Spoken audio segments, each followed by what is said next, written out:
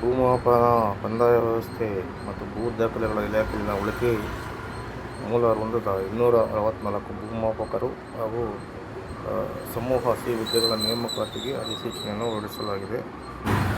ಇನ್ನು ಒಟ್ಟು ಹುದ್ದೆಗಳ ಸಂಖ್ಯೆ ಬಂದು ಭೂಮಾಪಕರದು 264 ಹುದ್ದೆಗಳಾಗಿದ್ದು, ಇದು ಗ್ರೂಪ್ ಸಿ ಆಗಿರುತ್ತೆ. ಇನ್ನು ವೇತನ ಶ್ರೇಣಿ ನೋಡೋದಾದರೆ 23,500 ರಿಂದ 47,650 ರೂಪಾಯಿ ಆಗಿರುತ್ತೆ. ಇನ್ನು ಅರ್ಜಿ ಸಲ್ಲಿಸಲು ನಿಗದಿಪಡಿಸಿದ ಪ್ರಾರಂಭ ದಿನಾಂಕ ಬಂದು 11/3/2024 ಅರ್ಜಿ ಸಲ್ಲಿಸಲು ಕೊನೆಯ ದಿನಾಂಕ ಬಂದು 10/4/2024 ಆಗಿರುತ್ತೆ. ಕಡ್ಡಾಯ ಕನ್ನಡ ಭಾಷೆ ಬಂದು 27/2024 ಸ್ಪರ್ಧಾತ್ಮಕ ಪರೀಕ್ಷೆ ಬಂದು 21/7/2024. ಇನ್ನು ಶೈಕ್ಷಣಿಕ ವಿದ್ಯಾರ್ಹತೆ ಬಂದು BE ಸಿವಿಲ್ ಅಥವಾ BTech ಸಿವಿಲ್ ಇಂಜಿನಿಯರಿಂಗ್ ಡಿಪ್ಲೊಮೊದಲ್ಲಿ ಉತ್ತೀರ್ಣರಾಗಿರಬೇಕು.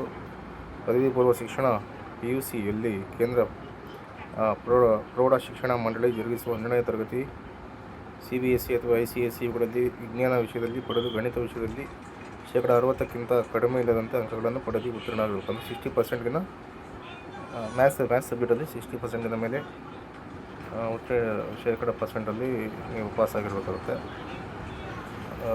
ಕರ್ನಾಟಕ ರಾಜ್ಯ ಸರ್ಕಾರದ ವೃತ್ತಿ ಶಿಕ್ಷಣ ಇಲಾಖೆ ನಡೆಸುವ ಲ್ಯಾಂಡ್ ಆ್ಯಂಡ್ ಸಿಟಿ ಸರ್ವೇಯರ್ ಪದವಿ ಪೂರ್ವ ಡಿಪ್ಲೊಮೊದಲ್ಲಿ ಉತ್ತೀರ್ಣರಾಗಿರಬೇಕು. ಅಂದರೆ ಡಿಪ್ಲೊಮೊಲ್ಲಿ ಲ್ಯಾಂಡ್ ಸರ್ವೇಯರ್ ಕೋರ್ಸನ್ನು ಮಾಡಬೇಕಾಗುತ್ತೆ.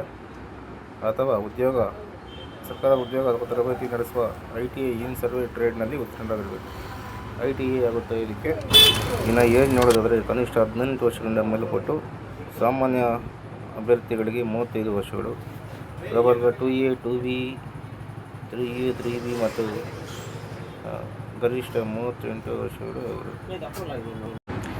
ಪರಿಶಿಷ್ಟ ಜಾತಿ ಪರಿಶಿಷ್ಟ ಪಂಗಡದ ಅಭ್ಯರ್ಥಿಗಳಿಗೆ 18 ರಿಂದ 40 ವರ್ಷಗಳು ವಯಸ್ಸಾಗಿರುತ್ತೆ.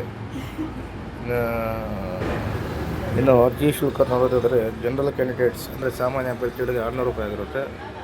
ಕ್ಯಾಟಗಿರಿ ಅಂದರೆ 2A 2B 3A 3B candidates ಅಂದರೆ ಅವರಿಗೆ 300 ರೂಪಾಯಿ ಆಗಿರುತ್ತೆ. SC/ST ಅಭ್ಯರ್ಥಿಗಳಿಗೆ 50 ರೂಪಾಯಿ ಆಗಿರುತ್ತೆ. SC/ST ಕ್ಯಾಟಗಿರಿ ಅಂಗವಿಕಲ ಅಭ್ಯರ್ಥಿಗಳಿಗೆ ಫೀಸ್ ಇರೋದಿಲ್ಲ. ಇದನ್ನೆಲ್ಲ ಆನ್ಲೈನ್ ಮುಖಾಂತರನೇ ಆನ್ಲೈನ್ ಪೇಮೆಂಟ್ ಮಾಡಬೇಕಾಗಿರುತ್ತೆ. ಯಾವುದೇ ರೀತಿಯ ಚಲನ್ ಅಥವಾ ಪೋಸ್ಟ್ ಆಫೀಸ್ನಲ್ಲಿ ಕಟ್ಟುವಂತಿಲ್ಲ.